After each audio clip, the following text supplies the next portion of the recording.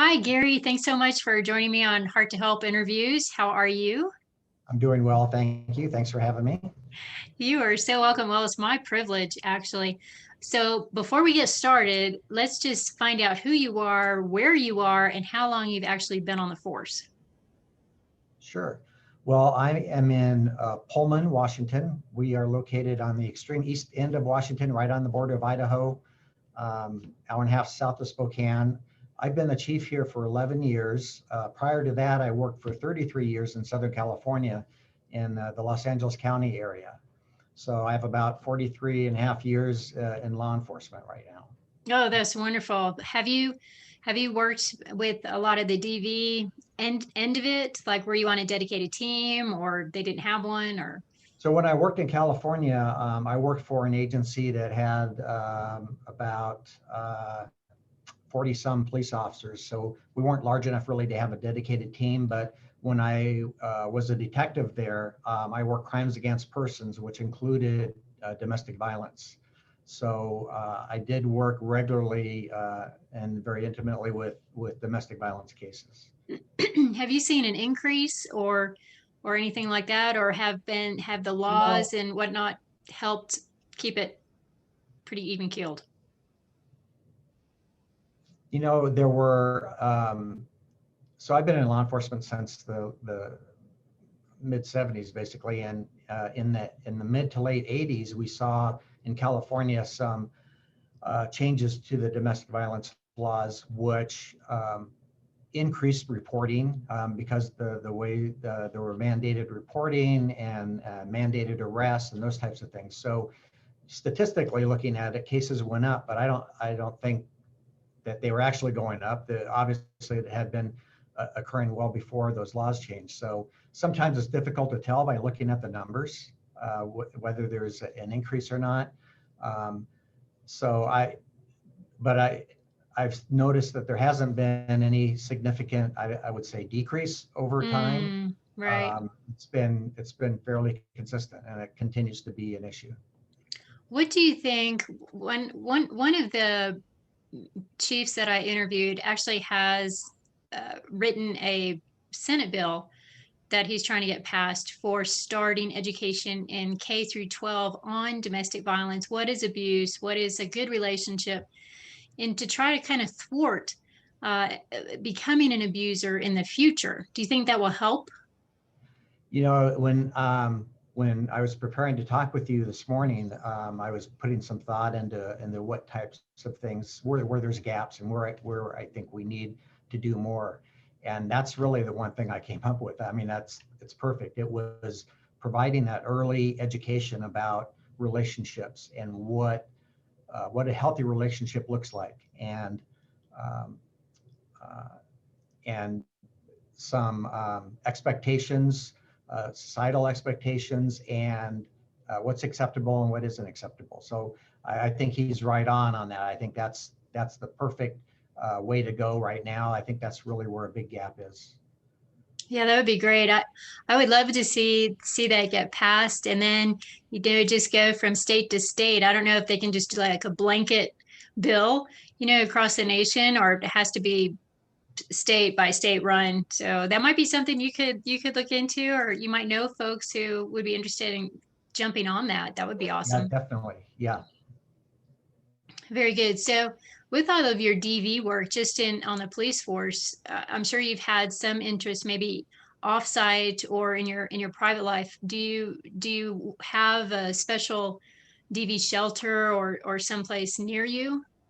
Yeah, so here in Pullman, we have an organization called Alternatives to Violence of the Palouse. So the area where Pullman is located, it's called the Palouse area.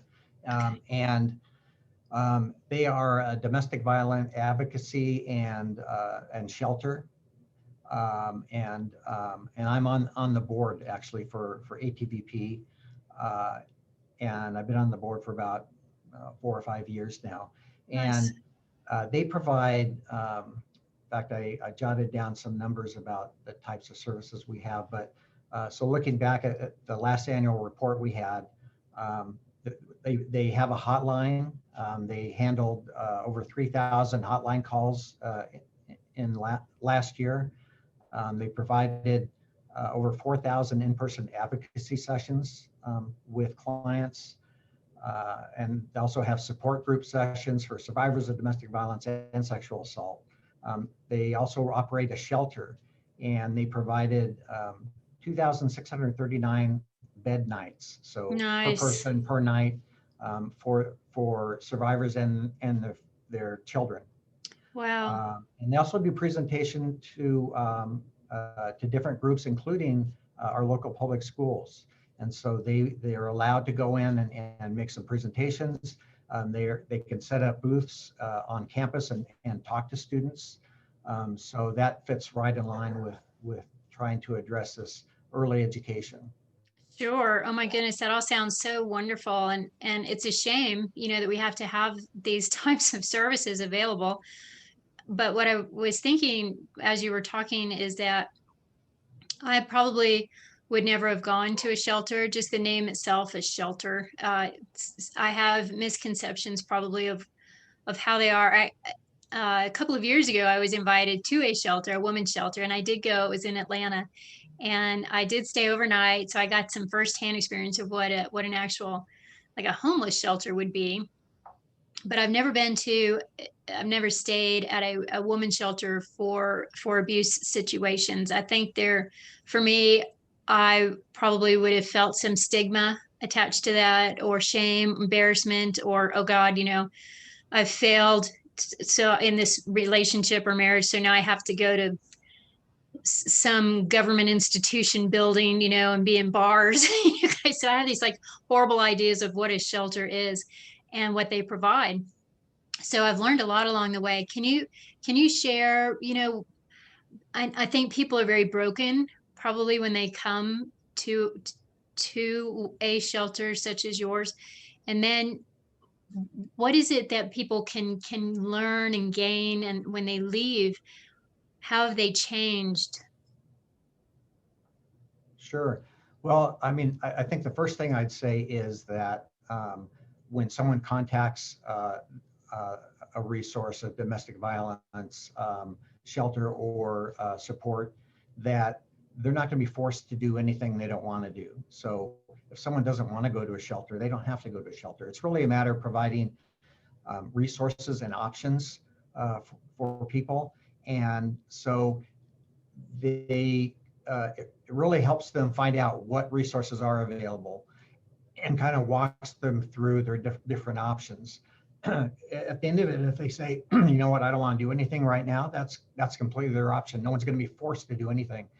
But again, it's all about options. And I think most of the time we find that survivors don't know all the options that are available to them and have not Exactly. really thought through, you know, down the road what's going to happen. And so there's a lot of fear there about what might happen. And a lot of times someone might be, they don't have, they're not employed. They've been dependent on their spouse or significant other, and they may have children to take care of. And so there's a lot of weight on those responsibilities. And those are things that an advocacy center can really help walk someone through and provide different resources that can help them get out of an abusive situation and still take care of their children and still survive and put them on a path to make that sustainable. So I think that's all really super wonderful opportunities to have for someone, and really they can probably just show up in person. They don't even probably need an appointment, but they could call and find out, like, get a list of what's needed, what they might expect. So basically, don't be in fear to make a phone call, just to get educated on what could happen, what could be expected of you, and what you can expect from them. So the nice thing is, I think that you said they have so they have the resources, they have a shelter so that someone could actually stay overnight if they need to, while they're getting on their feet trying to figure out, okay, do I go to mom and dad's, do I go to neighbors, do I go to a friend's house? But at least I have a place to live tonight, and we'll just take this one step at a time, one day at a time at this point. And They may have animals, they may have to have something to do with their flock or their dogs, the cats, their pets. Um, but then also, is there is there also housing, like affordable housing, or is it free housing, or how do they get on that list? And do they have to go through a process first to get to that? Yeah, so beyond just the emergency shelter, here in town, we have an organization called Community Action Center, and they have affordable, they have low cost housing that's available for people who are in a situation that can't afford housing. And so they're a huge resource in our community, and they work with ATVP to assist domestic violence victims and survivors, on that path to sustainable living outside of an abusive relationship. Oh, that's wonderful. So at the housing itself, is it just strictly housing, or do they offer also training like on site there, like a campus that they can like Well, job train and all that? so both ATVP and Community Action Center have counselors that work with people. So ATVP is more on the relationship side of things, and strategies for coping with issues that come with being in an abusive relationship. And then Community Action Center works with people to on employment, on housing, on food, and just the daily living aspect of it all, but also to put someone on a path to be able to sustain that long term. Wonderful. So how are the police involved in any or all of that? So uh, when we are get called to a domestic violence situation, we automatically notify ATVP. Um, we give the people that we contact, if they're a victim, we provide them information about the services available and contact information. We will even call a counselor from ATVP to come out if that's what the person wants to do. So immediately they're provided that resource. Nice. But they still have to take a step to either say, yeah, I want to talk to them, or no, I don't. And also, people can go to ATVP, for example, if there's a physical injury or a sexual assault, that type of thing. They can have ATVP go with them to a hospital for an exam, to be with them, and they're not required to report it to the police. So if they haven't decided really what they want to do with it, with some kind of criminal prosecution, perhaps, they're not forced to do anything. They're just provided that particular resource to help them as a person. Oh, very good. Because there's so much confusion at that time. I'm sure when the victim is called or the neighbor called for her or somebody called and you showed up, she's scared to death. She has no idea what to expect. She loves this guy on some level and she doesn't want him to go to jail. And yet here we are, the police are at our door. And she's also kind of in fear of him for having now the cops at the house, right? So he's not very happy about that. So it's a very hostile, almost hostile kind of scenario that she's having to live with. So I think it's wonderful you provide, hey, I can get you help right now. You don't even have to make a phone call. I can do that for you. And I think that's a blessing. Yeah, and it's all very confidential as well. So the the abuser would not find out about anything about having the victim pursue options and resources. The shelter is at a confidential location that is not known, and so that's all kept, to protect the victim. That is so nice. Now, how long could she stay if she wanted to stay? Does it just depend on Yeah, it's a availability? case by case basis, so they want to provide that immediate emergency help, and then they will work if needed. Then they'll work with Community Action Center on a more long term help, so that we can keep some emergency beds available when those are needed. For for new cases that come up, but it's done on a case-by-case basis. Well, that's all great information, and I hope that a lot of people will watch this video and find out, hey, I can check out my local area and see what's offered there, just in case, because I've got this idea in the back of my head. And on my website, victorylifehouse.org, there is a page for emergency contacts, and I've listed every state in the nation. And you just click on that button, and it goes straight to the state website for all the different counties that there are for victim services. So I think that's a great resource as well. That is a great resource. And also not just for people who might be a victim, but also for someone who knows someone who's in an abusive relationship, to know about those resources, because a lot of times they're the best advocate for having someone get the help that they need. Oh, I totally agree. I think there's something about someone else calling for us, like becoming our hero, because we're in such a weird state of mind of confusion. And I know fear would make me freeze on many occasions. And I didn't know how to think properly for myself. I didn't know how to protect myself by the end of it. So it was actually my daughter who asked me in January, and she was like, "Hey mom, are you afraid of him?"